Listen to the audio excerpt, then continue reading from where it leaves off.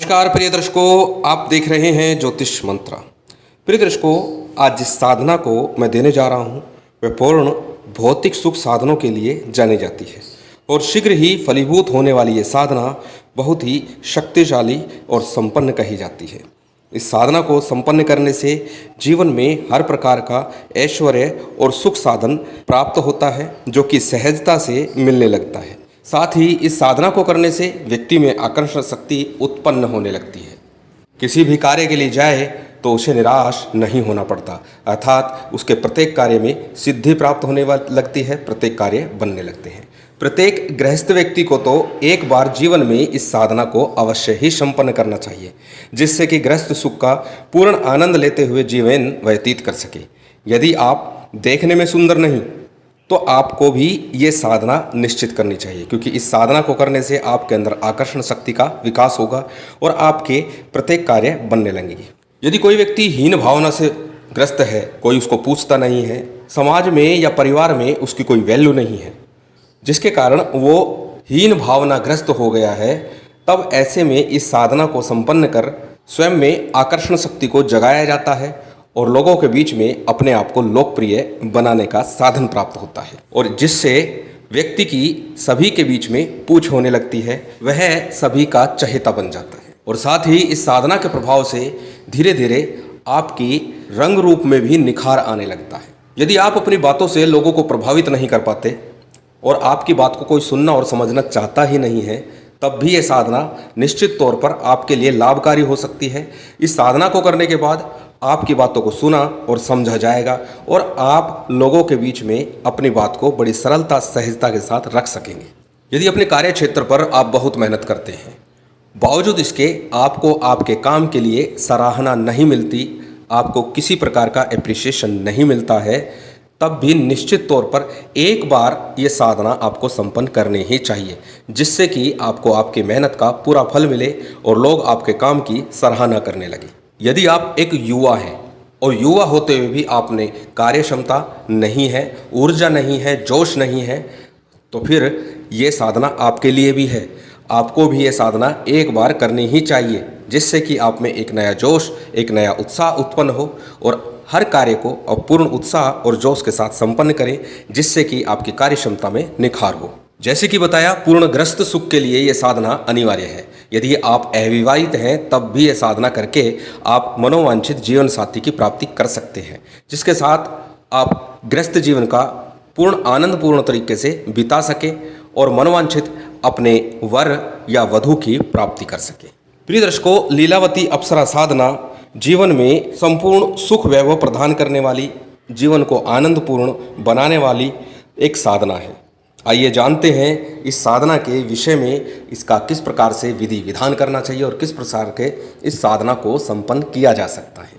हमेशा की तरह पहले बात करेंगे साधना में प्रयोग होने वाली सामग्री की।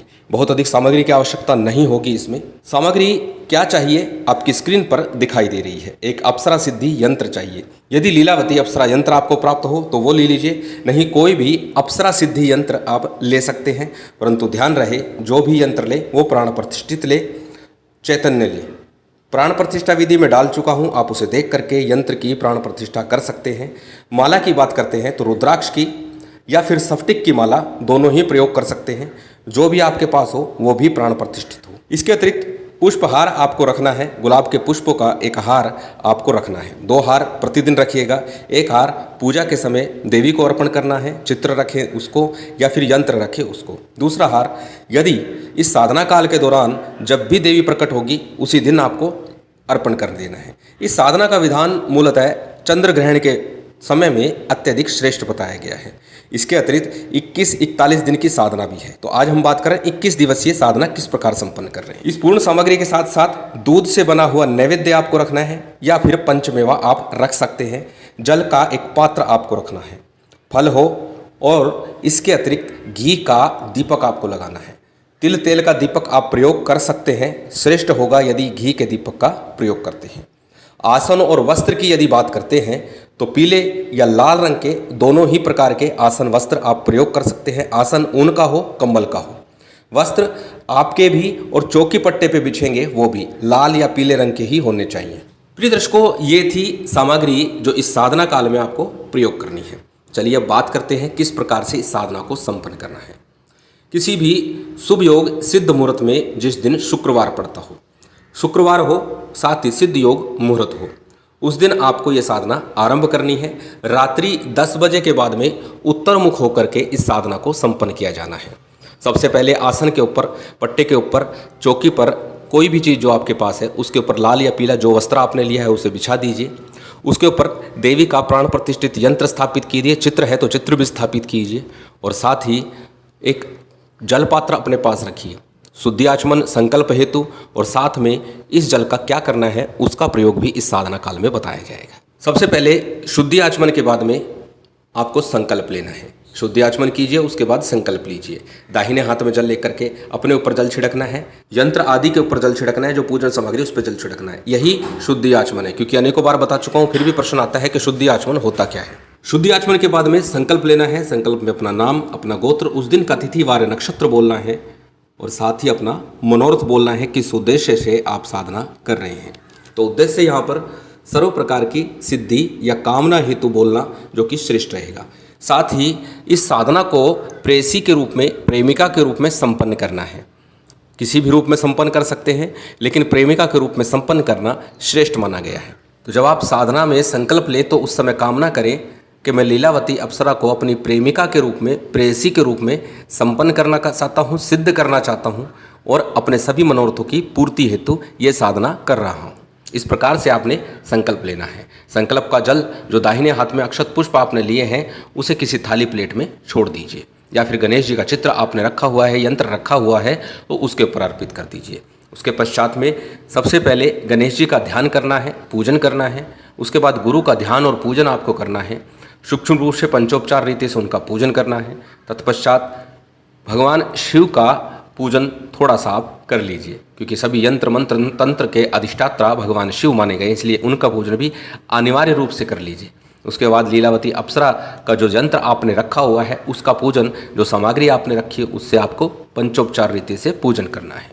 जब सभी पूजन संपन्न हो जाए तो भैरव जी का ध्यान पूजन थोड़ा सा कर लीजिएगा, क्योंकि हमेशा बोलता हूँ जब भी देवी पूजन करें, देवी साधना करें तो भैरव जी का पूजन भी करना ही चाहिए। दूसरा, भैरव जी क्षेत्र के अधिपति माने जाते हैं, क्षेत्रपाल कहा जाता है, इसलिए इनका पूजन करने से किसी भी प्रकार के विघ्न बाधा की आशंका बिल्कुल कम हो जाती है। जब सभी का पूजन आप संपन्न कर लें तो सबसे पहले गणेश मंत्र की, उसके बाद गुरु मंत्र की एक एक माला का आपको जप करना है, और उसके बाद 21 माला का जप इस मंत्र का आपको करना है। 21 माला नित्य प्रति 21 दिन आपको यह साधना करनी है। जैसे बताया कि चंद्र ग्रहण के समय में ये साधना आप कर सकते हैं। उस दिन एक दिवसीय साधना होगी, जब चंद्र ग्रहण आरंभ होगा उस समय से लेकर के चंद्र ग्रहण की पूर्णता तक ये साधना की जाती है। परंतु इसके अतिरिक्त 21 दिन का, 27 दिन का, 41 दिन का विधान भी है। आपकी साधना पर निर्भर करता है कितने मनोयोग से, कितने मन से, कितने श्रद्धा भाव से इस साधना को करते हैं।